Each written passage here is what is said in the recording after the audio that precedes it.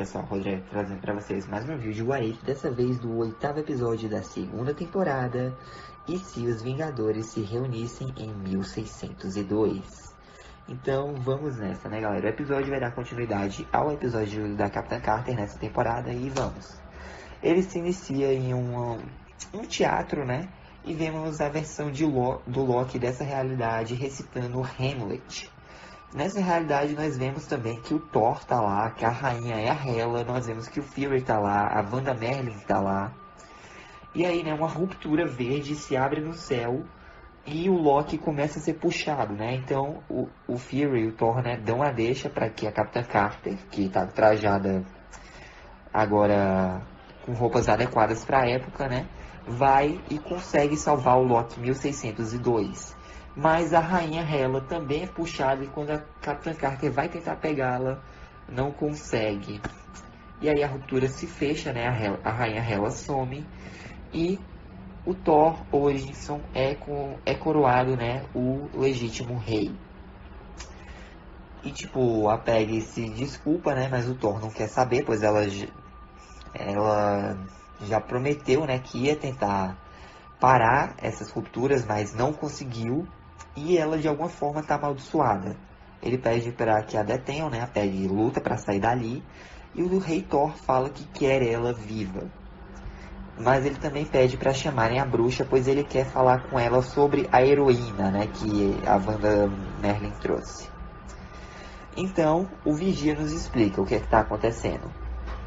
O que a gente está vendo, né, tem todos os ingredientes de uma tragédia shakespeariana. Um rei amargurado pela perda, uma soldada em fuga e um mundo à beira do fim. O ano é 1602 e essa é a Capitã Carter. Como ela acabou ali? Bom, a verdade é que existem mundos no multiverso que estão destinados a morrer. Mas, de vez em quando, um vislumbre de esperança pode surgir. Com o mundo desmoronando, um grupo de heróis se reuniu, né, para salvar essa realidade. Então a Wanda Merlin, uma feiticeira bem poderosa, usou o poder dela para olhar o universo vizinho em busca de uma guerreira disposta a enfrentar o impossível para salvar uma realidade que não fosse dela. Uma heroína como a Capitã Peggy Carter. E foi assim que ela se juntou a eles para tentar salvar o mundo, né? Mas agora, após semanas de tentativa e erro, ela está sozinha, desolada, sem esperança, sem ninguém. E tipo, ela tá lá no telhado e ela fala, olha, você sabe que eu posso te ouvir, né, Vigia? E ele, sério? Ela, às vezes sim. Tá precisando de alguma coisa? Eu tô meio ocupada aqui. E o Vigia fala que ali não é o lugar dela, né? Ela tá travando uma batalha que nem consegue entender. Ela, pelo que eu entendi, 2 períodos de tempo. Os anos 1600 e o início do século XXI foram comprimidos. Eles estão grudados como chiclete. Ele, tá bom, você entende. E a Peggy fala que se ela não encontrar uma forma de desgrudar esses 2 períodos, né, o universo vai ruir. Ele beleza, você realmente está compreendendo, mas venha, eu posso te levar de volta. Ela fala que não vai embora dali, né? E o Vigia diz que mundos morrem todos os dias. Ele já viu milhões desaparecerem da existência. E ela fala, né, que não sobre a vigília dela. E aí, beleza, né? A cena corta, o Vigia some, a Peggy continua fugindo. E o Rei Thor fala que essa é a época mais sombria que eles estão vivenciando, mas eles vão superar. Ele quer a Carter ali, né? E aí a Wanda Merlin é convocada e diz que a Peggy não é a única viajante. Ela sente um viajante perdido que ainda vai vir, vai chegar. Mas de certa forma também foi o primeiro. Enfim, é um tal de precursor, né?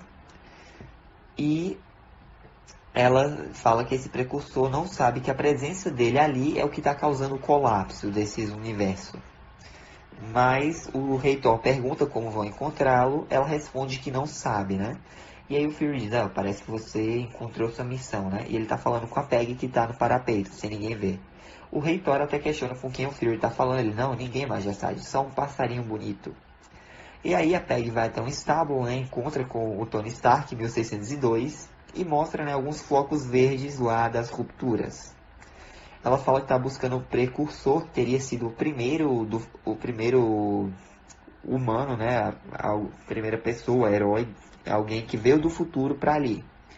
E ele compartilha a mesma energia das fendas, né, das rupturas. Ela pergunta para o Tony se dá para rastrear e ele fala que precisam de muita energia para isso. E ela diz, é mesmo, não tem um reator Ark nessa época. E o Tony fica muito impressionado com as palavras mais futuristas que a Peggy está usando, né? Mas ela sabe que o Thor não vai emprestar o cetro que ele herdou da Hela, né, para ela. Então o Tony fala que ela vai precisar de um ladrão. E ele sabe muito bem quem. Então nós vemos o príncipe Loki numa carruagem, né, quando ele é atacado pelo Rogers Hood, o Buck 1602 e o Scott 1602. Então basicamente o Steve, o Buck e o Scott estão juntos nessa. E ele é uma paródia de Robin Hood. Mas enfim, né, eles estão lá lutando contra os guardas reais. O Loki aproveita para fugir. E o Steve acaba encontrando com a Peggy, né? Ele fica muito surpreso, porque ela tá viva. E a Peggy percebe que nesse universo ela morreu. Ela até disse que isso é bom, mas ela ainda se desculpa, né, com o Steve pela perda. E eles decidem ir até um esconderijo numa casa da árvore e ela convence o Steve a ajudá-la, né? Só que então eles são atacados por jaquetas amarelas reais. Então fica uma briga lá. E o Happy Hogan, né, ele tá trabalhando para o Rei Thor. E eles trazem também um destruidor, né, como reforço. E aí o destruidor destrói a casa da árvore. A Peggy manda eles recuarem, pois ela vai segurar eles, né? Pois o que importa é eles conseguirem o cetro. Ela manda o Steve encontrar o Stark e promete que vai estar logo atrás deles. Ela tenta falar, né, com o Happy, dizendo que em outro mundo todos ali são amigos. Ela, o Happy, o Stark. Ele, eu, amigo daquele Stark? Faça-me rir. E aí, né, a Peggy se rende, ela é presa. E na cela ela diz, Vigia, você tá olhando, né? E aí o Vigia aparece, pergunta se ela tá pronta para ir para casa. E ela fala que ela pode salvar esse universo, se ela encontrar o precursor. Ela pergunta para o Vigia se ele sabe quem é, né? E ele diz, olha, eu não consigo ver com clareza os próximos eventos quando o universo está perto da extinção. Eu realmente lamento, mas esse mundo vai morrer, você não pode fazer nada para impedir. E a Peggy responde que se ele vê alguém machucado, ele ajuda. No caso, esse é o ditado dela, né? Se tem alguém machucado, eu vou ajudar. O Vigia diz, olha, aceite o conselho de um ser que tudo vê. Você não consegue compreender as consequências das suas ações, mesmo se você encontrar e destruir esse precursor, né? O que acontece em seguida? E se o mundo não se corrigir magicamente? E se for a gota d'água que vai destruir esse universo? E se quando o universo for reiniciado, você ficar preso aqui para sempre? E se você morrer? Ela, não, e se, tá bom. Mas eu tenho que tentar, porque eu sou a Capitã Peggy Carter. E se você não vai me ajudar, saia do caminho. O Vigia até vai pro lado, né? Ela sai da cela e se encontra com outro prisioneiro chamado o Monstro da Máscara de Ferro. Nesse momento, chega a tremer, pensando que ia ser o Dr. Destino. Mas não, é só o Bruce Banner. E aí a Peggy atrai alguns guardas, né? Ela pede desculpa pro Bruce. E tipo, o Steve tinha falado pra ela, né? Do Monstro da Máscara de Ferro. Ela pede desculpa pro Bruce, que não queria ir com ela. Atrai um monte de guardas que vão fazendo um tiroteio, né? Que irrita o Banner, que se transforma no Hulk 1602. E ele e a Peggy conseguem fugir dali, né? De manhã eles se encontram com o Tony lá no estábulo, que tá com a invenção dele, né? E diz que a invenção vai revelar o precursor e mandá-lo de volta para onde ele veio.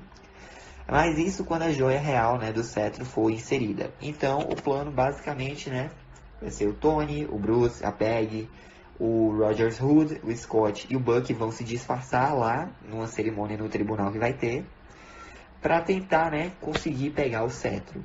Só que aí durante a cerimônia outra ruptura surge, a Wanda Merlin fica tentando segurá-la, né, dizendo que a tempestade está sobre eles.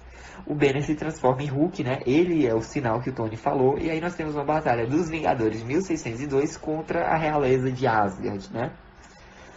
O Thor até pede pro Loki pegar o martelo que deixou com ele, só que o Loki esqueceu de onde colocou. A Wanda fala, né, que eles têm pouco tempo. O Steve tá lutando contra o Happy, né? Só que ele acaba cortando uma pena no chapéu que irrita o Happy. E o Happy dessa realidade é a aberração Hogan. Mesmo personagem que nós vimos lá no episódio 3. E aí, né, o Rei Thor vai confrontar a Capitã Carter, dizendo que ela falhou com eles. E pega, né, a pai de todos, que é uma espada de vibranium. Ele diz, pai de todos, dai-me forças. Ela, pelo amor de Deus, você é mais dramático que teu irmão. E aí, né, o Hulk 1602 começa a lutar contra a aberração Hogan. O Buck tá lutando contra o Caveira Vermelha. Literalmente, eu não lembro de onde ele surgiu, ele só apareceu ali mesmo, acho que ele estava na corte. A Peggy tá lutando contra o Rei Thor, e aí o Tony é escoltado pelo Scott até o salão, né? E a Wanda fala que sente muito, mas eles não têm tempo, e ela vai, né, e usa uma mão para segurar a ruptura e a outra para segurar o Rei Thor, né? Ela pede pro Fury pegar o cetro, ele leva pro Tony, que pega a joia e enfia dentro do dispositivo, só que não tá funcionando, eles giram a válvula aqui e ali. A Wanda não consegue segurar o Thor, que dá um choque, né? Então, comprovado, o Thor é mais forte que a Feiticeira Escarlate? Possivelmente, mas enfim, né? Pelo menos nessa realidade. Ou é porque a Wanda também estava segurando a ruptura, a questão não é essa. Enfim, o Thor tá vindo de um lado, a aberração Hogan tá vindo do outro, e a Peggy tá, Tony, agora ou nunca. E aí ele consegue botar o aparelho para funcionar, e é uma manopla Arc, mais ou menos. Ela usa o poder para afastar o Rei Thor, né? Então, é revelado que o precursor o tempo todo era o Steve Rogers. E basicamente o que aconteceu? Quando Thanos foi para a Terra, lá na Batalha de Wakanda, o Steve foi lutar contra ele. E o escudo que deram para ele lá de Wakanda, né, ele acabou acertando na Joia do Tempo. O que basicamente ocasionou, né, esse lapso, mandando os personagens lá do futuro para 1602.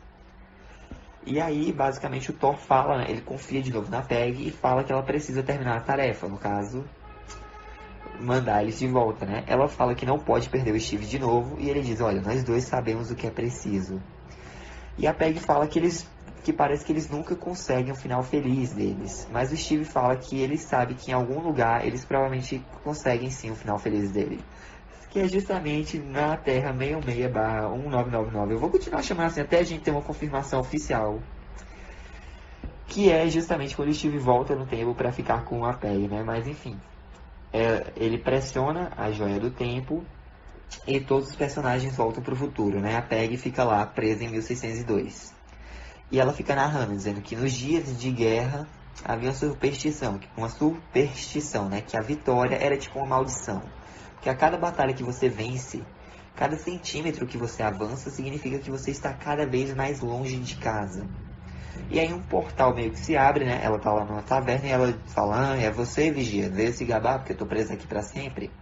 Só que não é o Vigia, é o Doutor Estranho Supremo. E ele fala, não, eu só pensei que você precisaria de um amigo. Ela pergunta o que é que o Strange tá fazendo ali, né? E ele diz que tem uma história pra contar a ela. Então o episódio acaba com uma frase. Continua. Mas é isso, gente. Esse foi o episódio, eu gostei bastante. Foi o meu episódio preferido da temporada. Eu dou um 9 por enquanto. Mas é isso. O vídeo fica por aqui. Espero que tenham gostado. Deixem um like, se inscrevam no canal. Ativem o sininho para não perder nenhum vídeo novo. Fiquem Deus coração. Jesus te ama. Um forte abraço. Até a próxima e vejo vocês amanhã. Oh, I'm gonna do this on my own. No point in blaming you, you did not know.